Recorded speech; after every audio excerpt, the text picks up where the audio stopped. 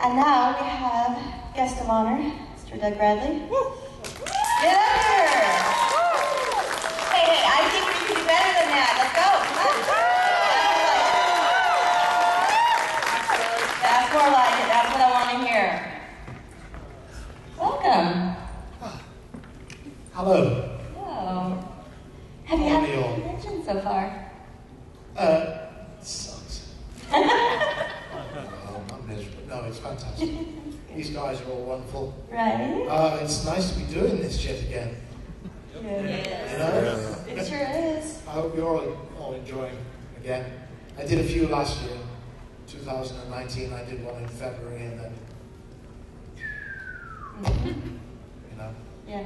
I love conventions because you get to meet so many new and fun and interesting people, and you get to make new friends. And I need to give a special shout out to Gwen, who had the best pendant makeup yesterday. Young lady over there. Oh, I remember when. Right. We were all painted up. Right, literally. And I'm like, oh, I need a selfie. So conventions are great. What's this thing? That is my camera. That's your camera. We're taking a video. It's going to be posted on our website, thedollsofhorror.com. You speak to my agent about that? No, but I will. Hi.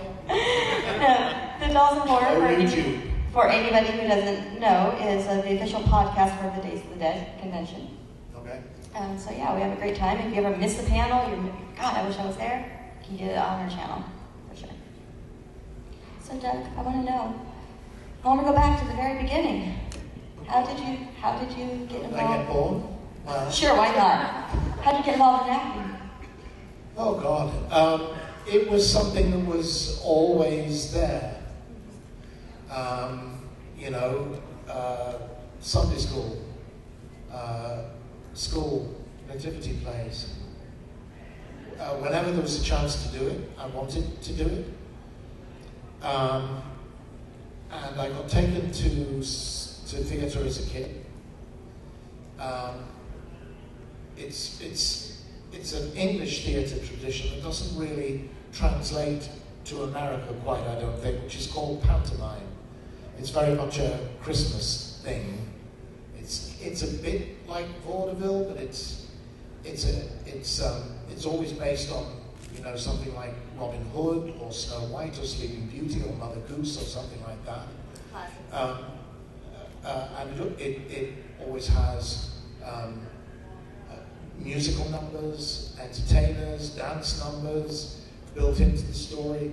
It's full of terrible jokes. That's one of the principal things about pantomime, which is one of the reasons why I love it, because I love terrible jokes. And it also has a tradition where there is always a character known as the Dame, who is usually a kind of big, blousy, middle-aged woman, always played by a man. And the leading lady is always, the principal boy, so there's always lovers in it as well. And the principal boy, playing the boy who falls in love with the girl, is always played by a girl. We fucked up in Britain. We're kind of crazy in the head. So we've been, with gender bendering, we've been doing it for centuries. It's a very old theatrical tradition. And I can remember going to those as a boy and being just entranced. No idea that you could do this as a living. I'm still not quite convinced of that. But it was just always in my head. The quantum leap was, this would take us forward to about 1969 at my high school in Liverpool, Quarry Bank High School.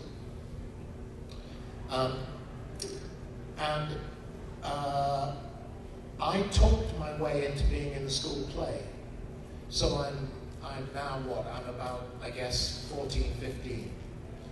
And luckily my class teacher, form teacher, also directed the school play. So he said, yeah, fine, sure, you're in. Be at rehearsals, whatever, tomorrow night. The Government Inspector by Nikolai Gogol. So I walk into rehearsals for the school play and I meet my fellow cast members, one of whom is a fellow by the name of Clive Barker. Really? And that was the day that changed my life. Clive was I think the head teacher at Quarry. I think he knew William Popjoy, his name was, no longer with us, a wonderful man. He knew that he had a talent that he couldn't contain and he couldn't quantify in Clive, and he kind of let that talent have its head. So Clive at school was writing, directing, starring in, and hand drawing his own posters for his own plays, which he was putting on at school. And Mr. Popjoy used to let him have the run-of-the-mill of the school hall for a week. Everybody excused classes just to let Clive do his thing, which I think was pretty far-sighted of him, and in a lot of ways he kind of gave Clive that initial impetus. 10 years before I was a pupil at Quarry Bank, there was another pupil who was at Quarry Bank High School in Liverpool, who I think was of similar ilk to Clive, same head teacher, Mr. Popjoy. I think also realised that here was a difficult pupil with distinct talents and abilities that he couldn't make any sense of.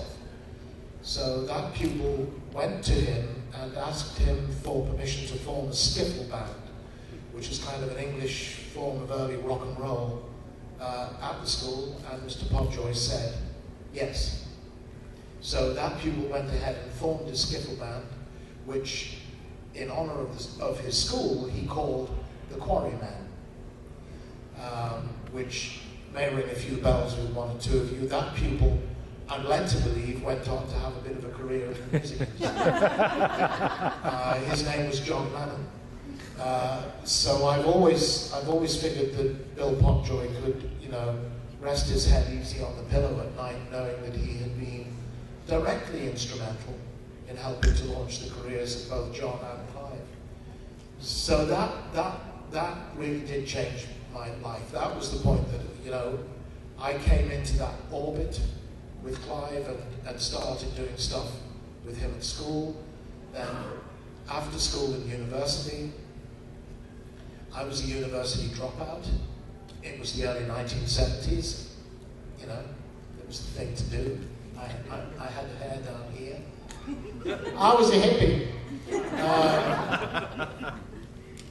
I did 2 terms at university studying English literature.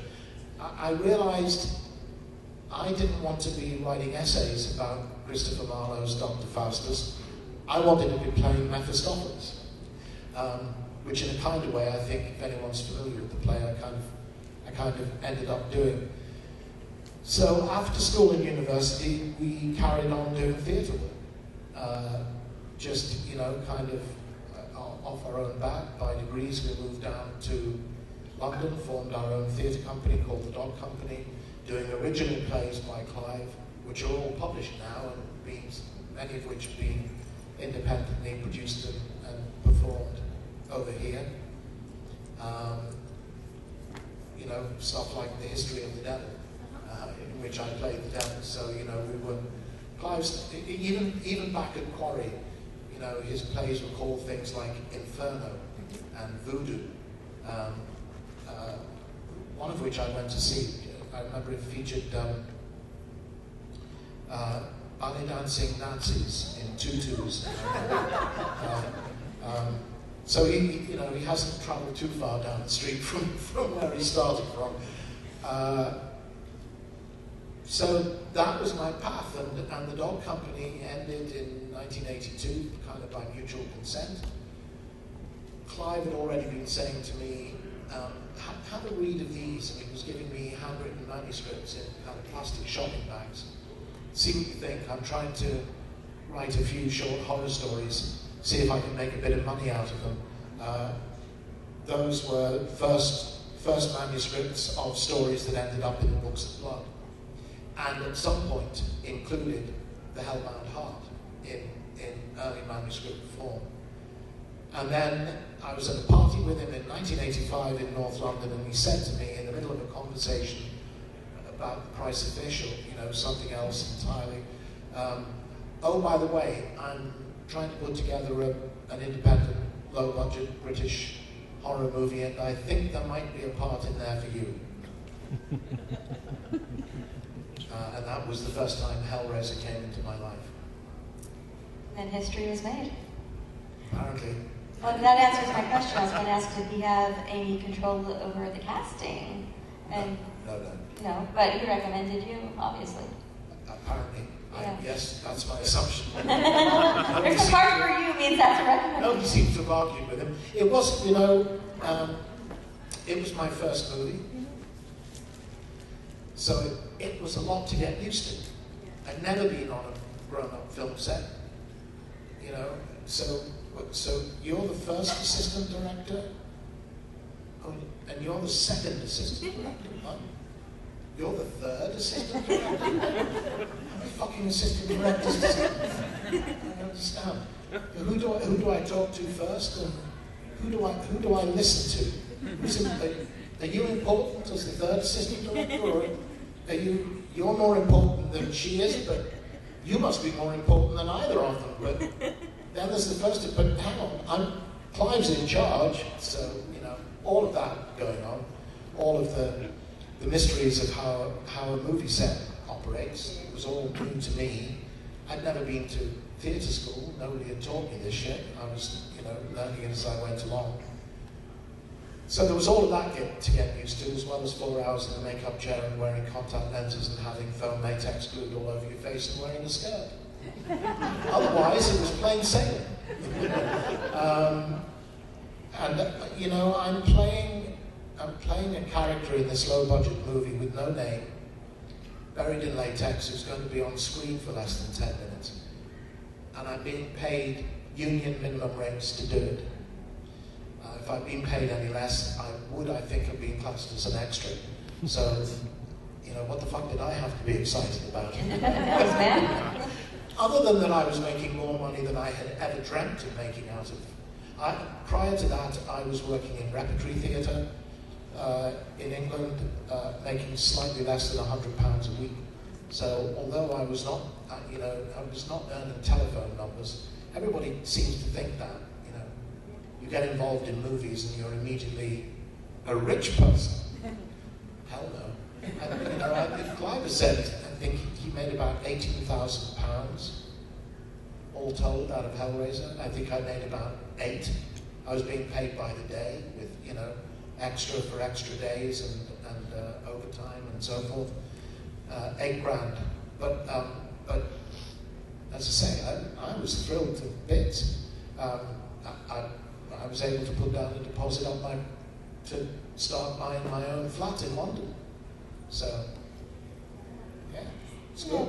But as I say, people seem to think I was strolling into Hellraiser, as star of the show, and saying, here comes the rest of my life. I really did not. I thought, I knew because Clive was at the helm, because I read the script and I knew it was very good, I knew we were doing something interesting, something different. I thought we'd make a bit of a splash, and I thought we might be a bit of a noise for a few weeks, and then we'd get forgotten about it and it would go away. If you'd suggested to me, when I was sitting in what we laughingly called a makeup room at Cricklewood Production Village at 6 o'clock on a damn Tuesday morning, and said to me, I think, I have to pause to do the maths these days, 1986 we shot the movie, 36 years from now, you'll be sitting in a ballroom in a hotel in Atlanta, Georgia, answering questions about all this. I would not have known what you were talking about. It wouldn't have made any sense to me. No sense. It's been amazing and extraordinary, and I am more grateful than you guys will ever know. I'm addressing you as representatives of the entirety of of the wonderful army of horror fandom. More grateful than you'll ever know for the support that I've had over the years. It's extraordinary, it's amazing. I don't understand it, but God love you for it. Well, you know, I think I've been watching horror since I was 8 years old. Right. Okay? I was all horror all the time. After I'm that, getting used to this notion. But if you had told me in 1992, when I was full-blown into my horror obsession at 10 years old, that I would ever get to meet my heroes. I'll be sitting on a sofa interviewing them. Right, or even talking to them, meeting them in a ballroom at a table. I would have said, you're nuts! Why would I be doing that? Yes, right. Right, why would he meet me? Right, I know I'm not the only one that feels this way, but yes. And I love Pinhead. I think we all do. I love a lot of the horror villains of the 70s, 80s, and 90s, but Pinhead is really special because he likes to have a chat. he wants to talk for a moment before he tears your soul apart and figure out what you're all about. And I think that's genius. So. Well, I think you've answered your own question. It wasn't a question. I agree, and I've said that. You know, it's a curious process because he's not just a boogeyman waiting around the corner with a knife in the shadows, waiting to jump you and you know, slit your throat or whatever. It's all down to you, really. You have to become aware of the existence of a thing called a lament configuration, because none of this works without that. Why would you be aware that that thing exists? Mm-hmm. Having become aware that it exists, you need to be interested in it enough to want to chase it down, which isn't easy. Find someone who's selling it, go through the bartering process, part with whatever you think it's worth to you. Then you have to work out how to open the damn thing. Then, with the right intention. Exactly what I was going to say. Pinhead says in Hellbound, when Tiffany opens the box and he stops the Cenobites, and he says it is not hands that call us, it is desire. So you've got to work out how to open the thing and do it with the right motivation. Then and only then will you get to meet the guy. Right. And then, as you said, and his friends. He wants to stop and pass the time of day. Yeah. And I'm puzzled about that. I mean, it's very easy to take that for granted in the screenplay that that's what happens. I wondered why. And I knew that he had been human. We had not talked about the backstory that we start to develop in Hellbound with Captain Elliot Spencer. That's my favorite one, by the way. Explored further in the third movie. I knew he had been human. I didn't know who and I didn't know when. Whether it was last week or last month or last year, 100 years ago, 1,000 years ago, I had no idea. But I had that idea in my head that he was kind of in mourning for a humanity that he couldn't quite remember. That he could remember the fact of being human, but not the details. And that helped me make sense of why he appears to be so extremely interested in people. But not just in the way that we might say, I love meeting people, because we like to meet new people and hear their stories and what they do and what they're interested in and so forth. That's not what Pinhead's about. It's not really. He doesn't want to just pass the time of day. He wants to know the dirty little secrets that are hanging around in the forgotten corners of your head. Because those are the interesting bits. And he wants to tease those out of you, and then he'll tear your soul apart. But he's a conundrum. Yeah. And I think it's certainly part of the power of the Cenobites in the first movie, that they tell you an awful lot about themselves without telling you anything. We're Cenobites. Okay? We're explorers in the further regions of experience. What the fuck does that mean? We're angels to some, demons to others. Okay, all right. Yeah, but what are you? And I think you kind of come out of the first movie still wondering, what are they exactly? Where do they? Are they? There's a lot of talk about hell in Hellraiser, but it's never defined in terms of Christian theology. I think deliberately on Clive's part, there's never any talk about the devil or Satan or Lucifer or all of that. So you come away from the first movie really none the wiser, and I think that's part of the power, because the things we don't completely understand are always the things that are scariest. Once we fully understand them, then they're no longer really very scary to us, which is part of the problem of sequels and franchises, that inevitably you have to start explaining. As soon as you do that, you diminish power. It's inevitable. Can't be avoided. But there are questions about Pinhead that I've never really answered, and I'm okay with that. I'm quite happy to know that I don't really entirely understand what the character is or what he's about. I don't. People say, especially on the later movies, well, hey, don't you know everything about Pinhead? So what's the? And I say, I have no idea. Don't know. I have an emotional thing up here somewhere, kind of just in this corner of the back of my head, right there, which I almost understand, but I can't explain it to you. I don't know. Yeah. So. It's right there, if you can see it. Right here. Yeah. Here, guys, right here. Does it make any sense? Right there. I may have shaved it off this morning. I have one more question, and then I'll turn it over for some audience questions. And we have a segment on our show. We'll break down a movie, obviously, but one of our segments is Epic Line. And since Pinhead likes to chat and talk, what is your epic line? Like, your favorite line that you said as Pinhead? Wow. From any movie, anyone at all. I don't. From any movie? Any of them, not one, two, three, four, five. Right. Okay. There's an awful lot of them. I mean, I really got lucky. It was one thing I realized when I read the screenplay, that I was very, very familiar with Clive's writing over the years, obviously, and people here who are familiar with Clive's writing in the Books of Blood and the novels and so forth will know that he naturally has quite a high poetic style in his writing. It's one of his trademarks about his writing.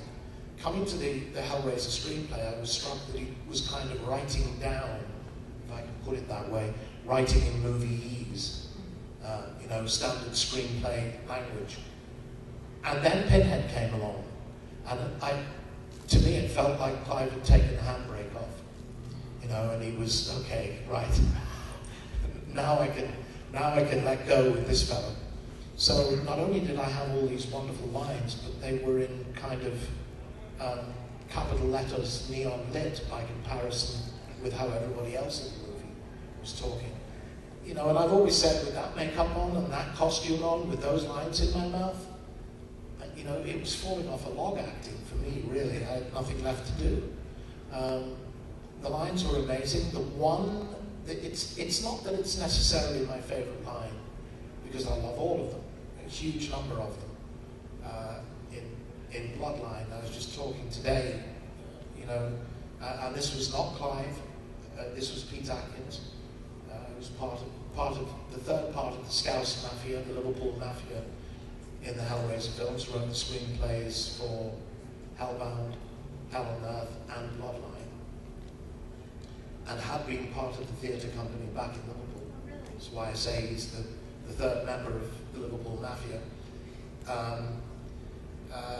With the security twins in Bloodline, Pain has a human face, allow me to show it to you, gentlemen. I am Pain. Is always a favourite. The audience of death, I called it in Hellraiser 3. Oh, it's unbearable, isn't it? The agony, the suffering of strangers, the agony of friends.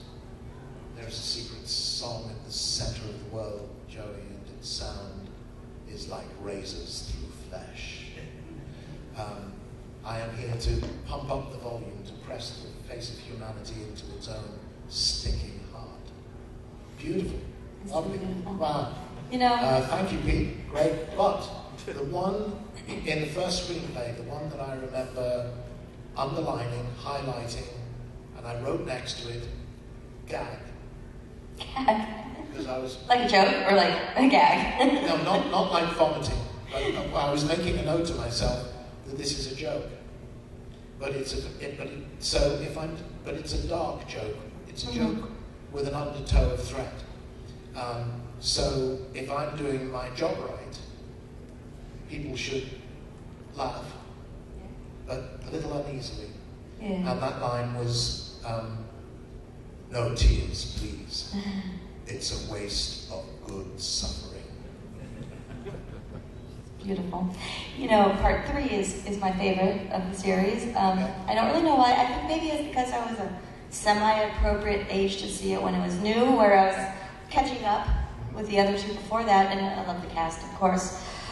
But my favorite line is from that one, and it is something along the lines of, if you have a quality... To JP. Yes. When I'm still in the Pillar of Soul. Right.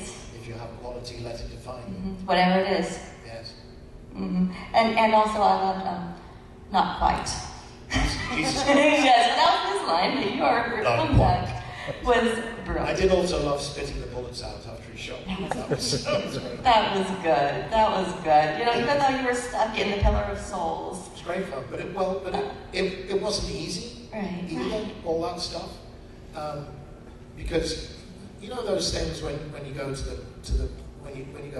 the ocean and on the boardwalk they have the things where you know for the kids to stick their heads through to become other people. Right. And well, that's what I was doing for all those scenes. So it was like a box, and they'd done a special version of the makeup that was glued to here and not glued any further. Then all of this was loose. So I get into the box and I have two things here to hold onto with my hands, put my head through, and then stand there like that while they then attached the makeup to the pillar, so it looks as though I'm part of the pillar. And then I stood there. And I stood there. And I do my little bit of acting, and Tony Hickox, the director, would say, "Cut." And everyone else is, so, anyway, so and I'm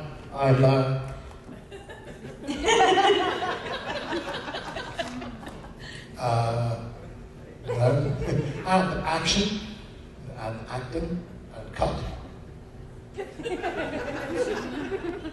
And that was it.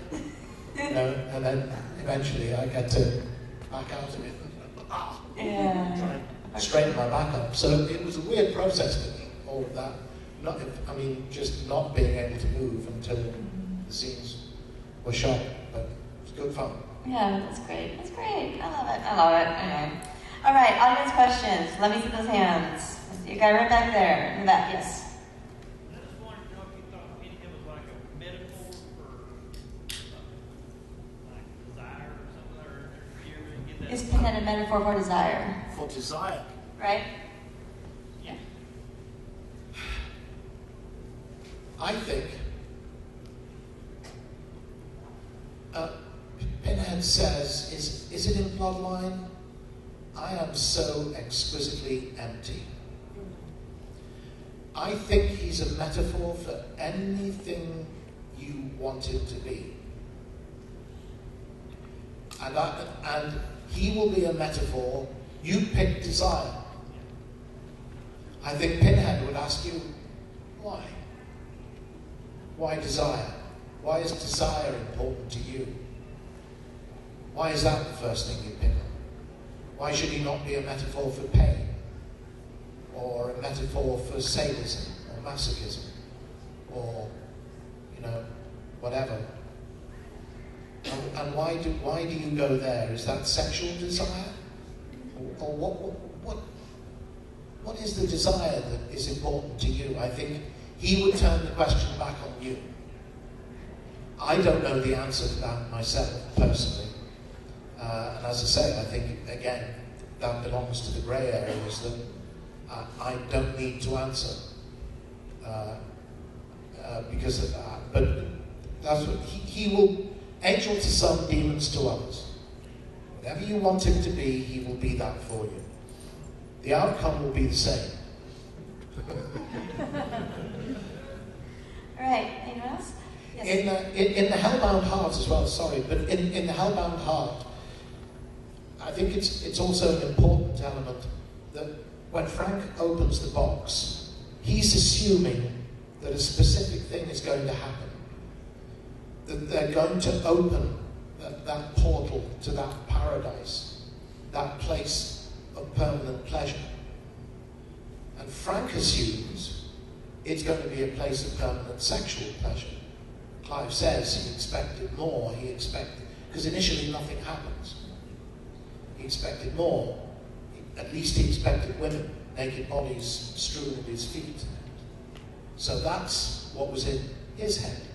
What happens in the Hellbound Heart is everything.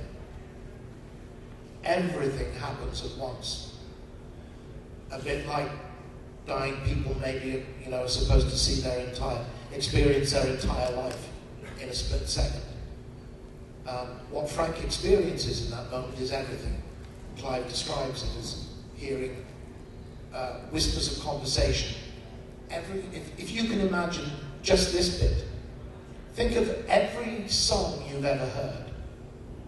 Every song you've ever heard. From nursery rhymes to rock and roll. Everything. Being played simultaneously in your head. And also your sensory experience has gone crazy. Clive says, he can feel every dust mote on his skin. Every drawn breath is chafing his lungs. Everything. He's everything. He's crying, he's screaming, he's laughing. Everything's happening at the same time. And it's overwhelming, and he starts to think he's going insane. And he's screaming for it to stop. He hasn't got the paradise he wanted. He's got everything, all at the same time. And then it stops. And the female Cenobite is watching him and says, "Have you finished dreaming? Good. Time to play." And then the serious stuff starts. I really love in the story the description of Pinhead, the jeweled spikes. And then they even said, I don't know if anyone has read the short story, they said he even has one in his tongue. Yes, yeah.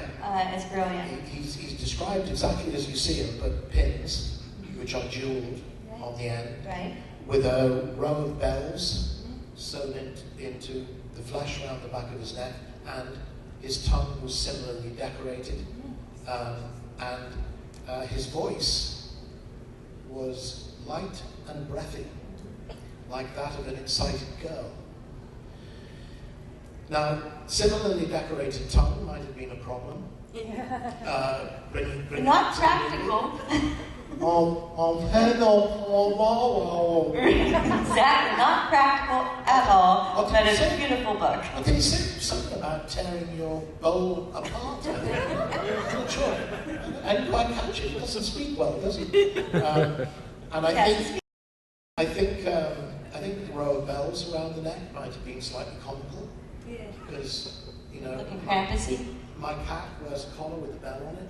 And everywhere she goes tinkle, tinkle, tinkle. And I think the idea that Pinhead would have gone gently tinkling along might have undercut the sense of terror and dread. I don't know.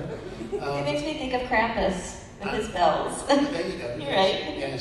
And a light, breathy voice like that of an excited girl. I don't know. I'll tear your soul apart. I will. Tear your soul apart. Sorry, girls. I'm sure you sound more interesting than that when you're excited. I I went with the voice I heard in my head, which wasn't that. All right, someone right over here, sir. Yes. All right, well, fun fact. My lady friend here, her friend actually was in Hellraiser 3. She was the child that was killed at the start. You were what? Not me, my Her friend, Oh. her best friend was in Hellraiser 3. She was the girl that was killed at the beginning. The nurse? She was a club goer, I believe. Oh. The one in the bed? The many. The one right before Jesus Christ, not quite. Oh, The girl. Sucked into Yes. the pillar. I remember her. Yeah. The girl with the great rap. I'm just saying. Very skinny girl, because everybody who wore a body skin suit, they have to be very thin because you have to then be able to put A whole entire layer. bodysuit on top of them and not make them look weird. Yeah, like Oliver Smith, who played Skin Frank in Hellraiser. Very skinny guy. Very skinny guy. He's also the guy who's slashing in his arms in Hellbound, by the way. My question to you was... That's good. Are you still in contact with him? Oh, yes, my best friend. Really? Yes. That's Her crazy. name's Amy German. Okay. Wow. Well, I don't remember her name, forgive me, but please say hello to her. I shall. That's mad. But I think the other That's But good. my additional question was, Yeah. I know that the Hellraiser franchise went down kind of a direct-to-video rabbit hole.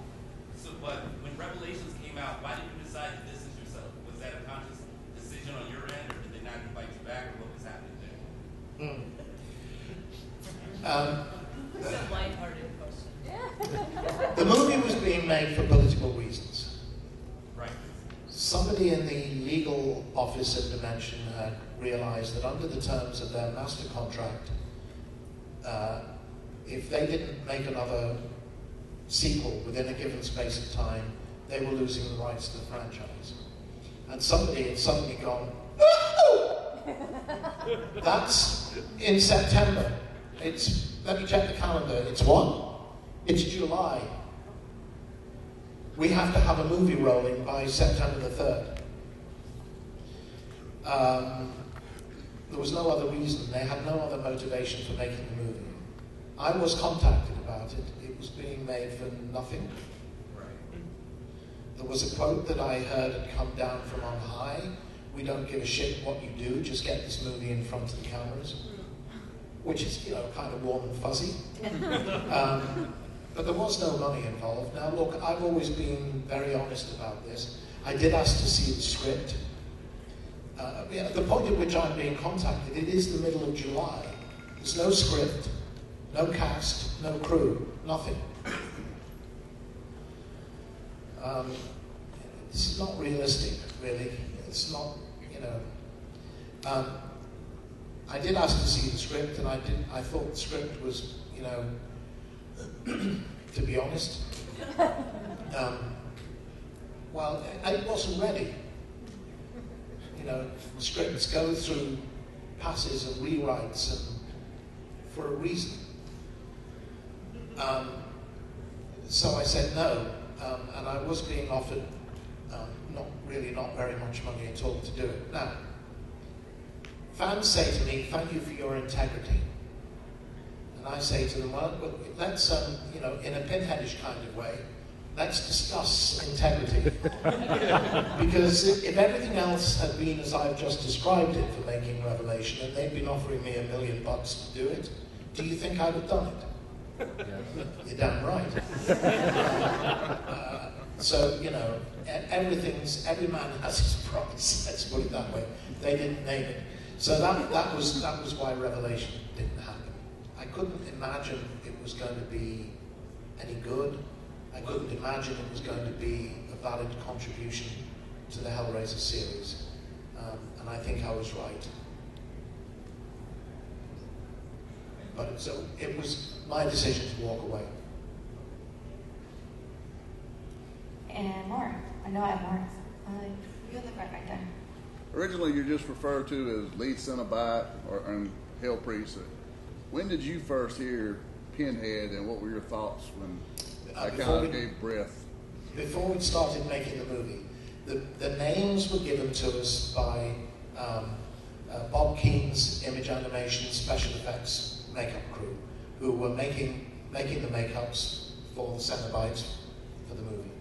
They needed to call us something other than, lead Cenobite number 1 or whatever, So they gave us all affectionate nicknames. Pinhead, Butterball, Chatterer, and they named the female Cenobite Deep Throat.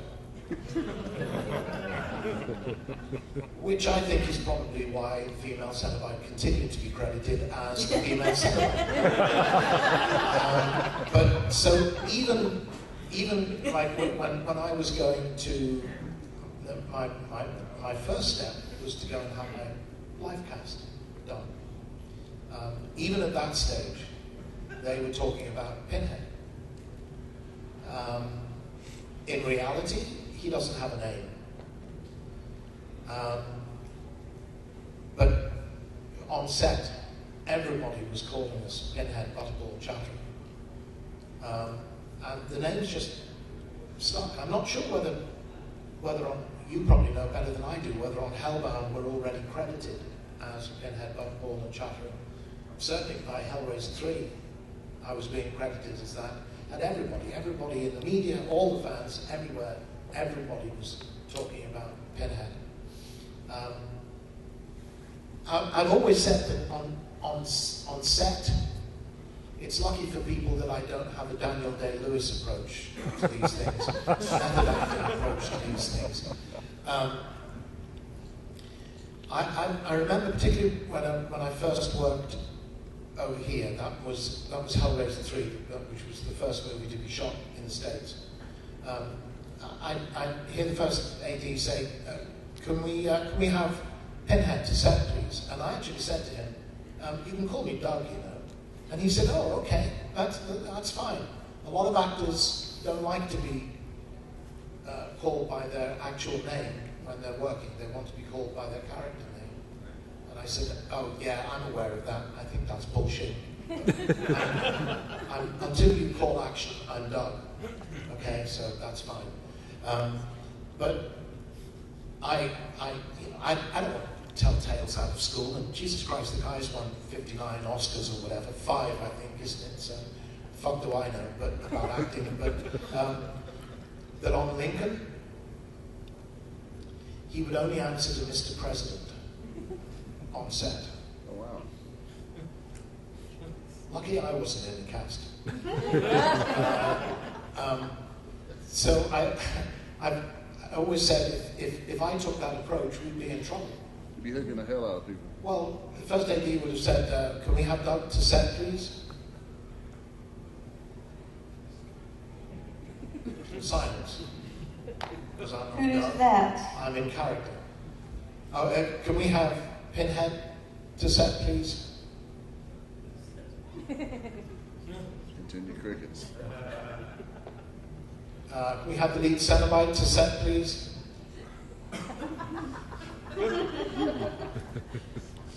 Fucking guy with the pins in his head, can you get on set now? We've got a movie to make.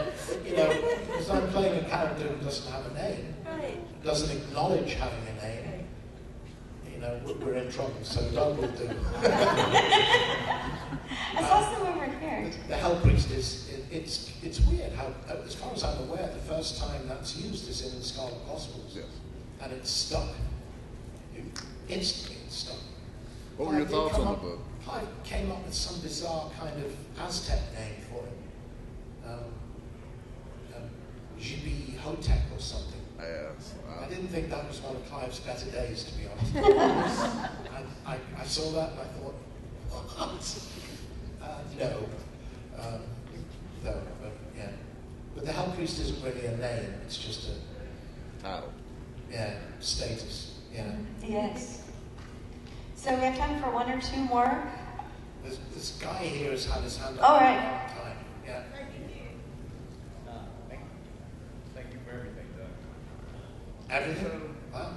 Over the years, like Elliot Spencer, like at the end of part 2, Shadar changes everybody back to their human form.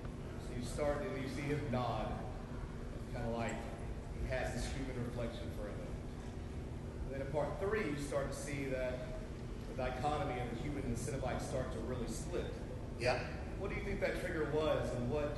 Because even though Elliot's not like Frank, looking for desire and really ego-involved things, he more seemed like an explorer that wanted to break the levels of human existence and know what was out there on Spencer's end.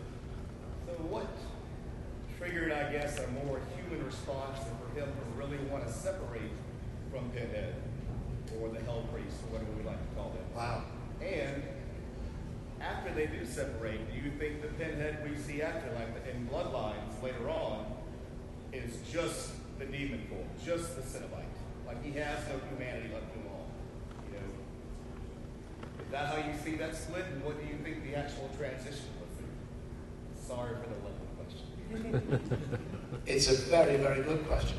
How long do we have? We have about 5 minutes. Okay. 5 minutes.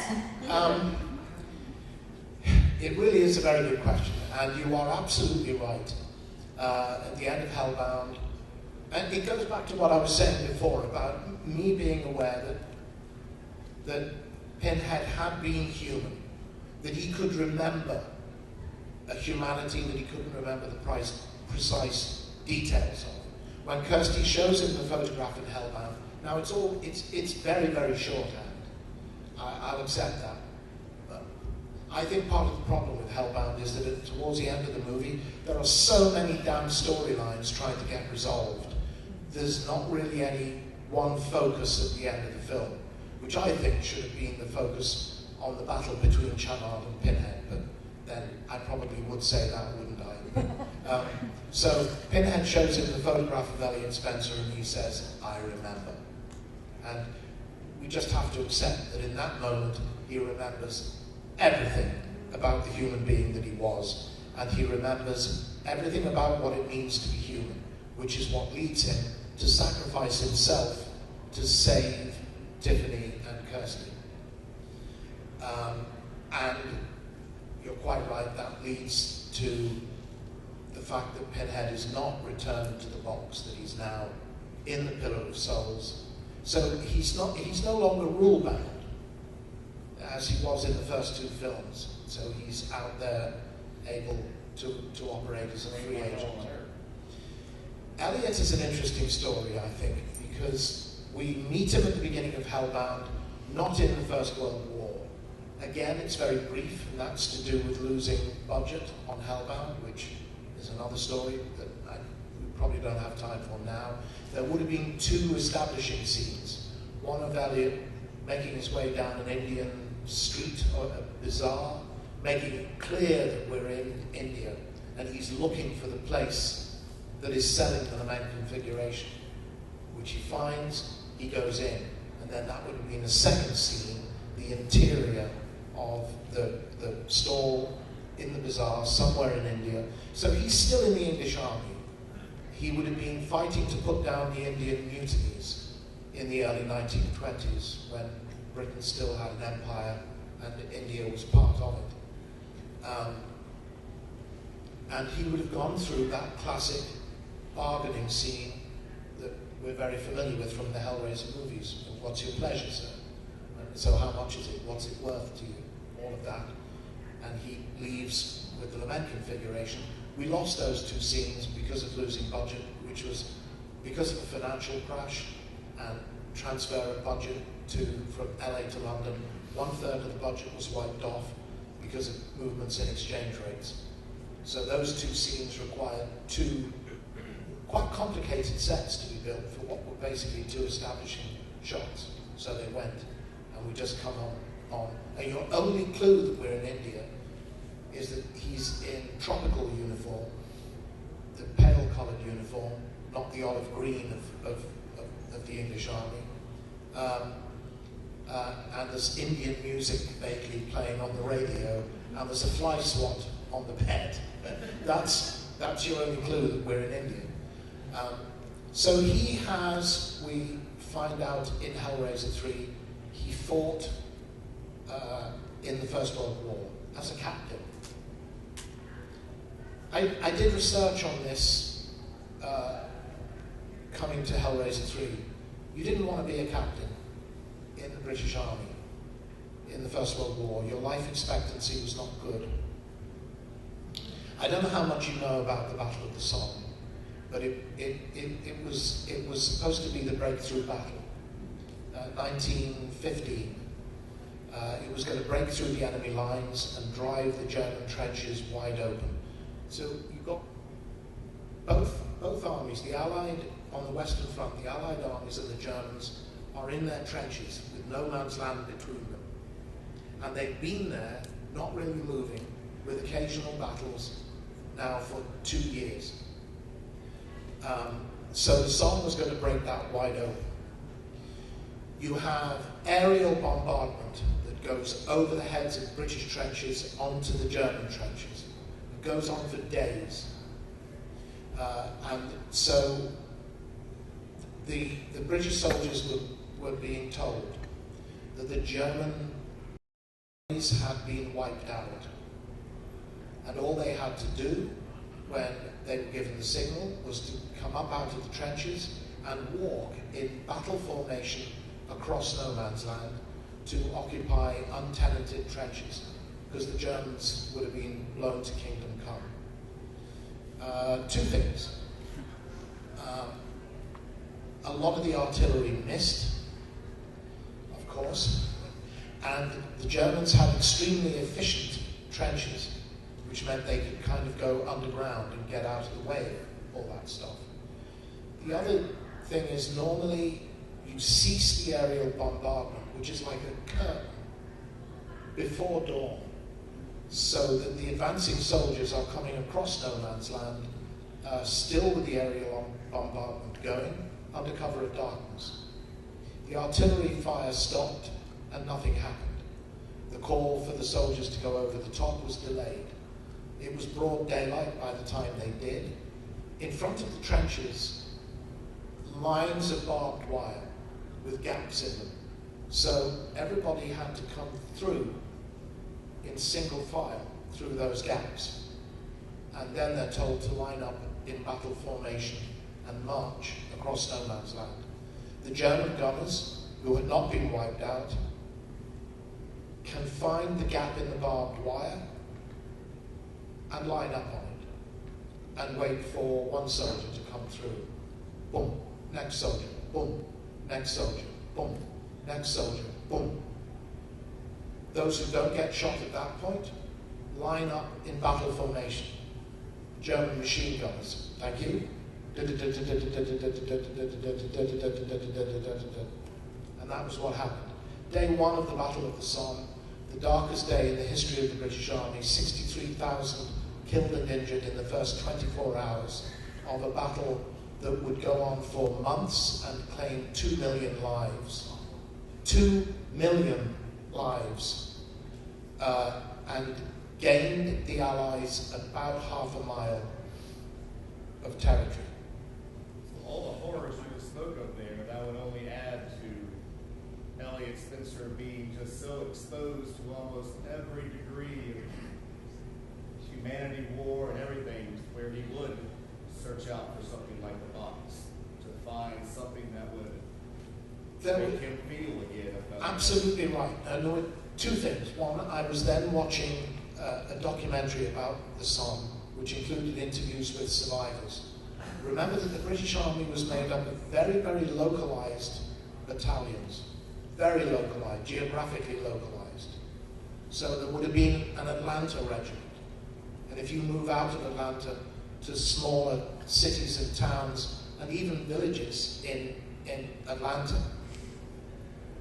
they would have had their own battalion. Everybody knew each other. There were brothers in the same battalion. Roll call the next day, was calling name, silence, name, silence, name, present, name, silence, name, silence, name, silence, name, present. And you knew the people who were either dead or were still lying in no man's land, dying. You knew them personally. Maybe you went to school with them. Maybe it was your best friend. Maybe it was your cousin. You knew them. You lived down the street from them.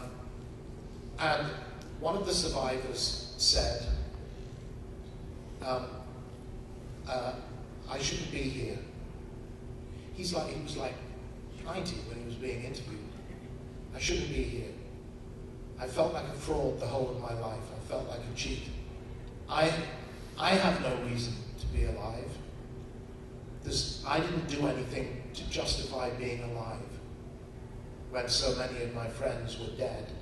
And I should be with them, dead under the soil of Flanders Field. And I said, thank you, sir, because you just told me that's Elliot. I wish I was dead. I should be dead. I shouldn't be here. And I imagined, and I honestly would like to have explored this a little bit more, I would have imagined Elliot driving himself into his own personal hell in the intervening years. He's in his own hell just as you are. Whatever that version in those 4 or 5 years, from the aftermath of the Battle of the Somme, the aftermath of the First World War, and remember, you come home to a Great Britain in which and this is why Pete made the equation between Vietnam as America's hell on earth and the First World War as Britain's hell on earth. He comes home to a Britain which has lost an entire generation, either killed or wounded or so permanently mentally damaged that they might as well be dead. And it was very severe. And nobody understood post-traumatic stress disorder then. Soldiers were found wandering behind Allied lines, wandering around. No idea who they were or where they were. They were shot for desertion, not given psychological help and treatment. They were shot for desertion. So I imagined himself pushing himself into his own hell of sex and drugs and drinking and I didn't even feel like you would do that. whatever the 1920 version of rock and roll was. Jazz, I guess. It was the jazz age, and there's a reason for that. People lived like crazed idiots in the 1920s for a good reason, because they'd just been through hell. And that's what I imagined, and that was what had driven Elliot when he caught wind of this lament configuration. This was going to be his passport out of this ship. Not quite. And with that, Can you say one line for me? Do Go I ahead. care what God? Do I look like someone who cares what God thinks? Now, if I could go back, I would do that so differently. Really? It's one of the few times, it's by no means the only time, but it's one of the few times. I don't watch these movies a lot, but that one in particular, when I saw the film, I thought, why the fuck did you play it like that? I got angry.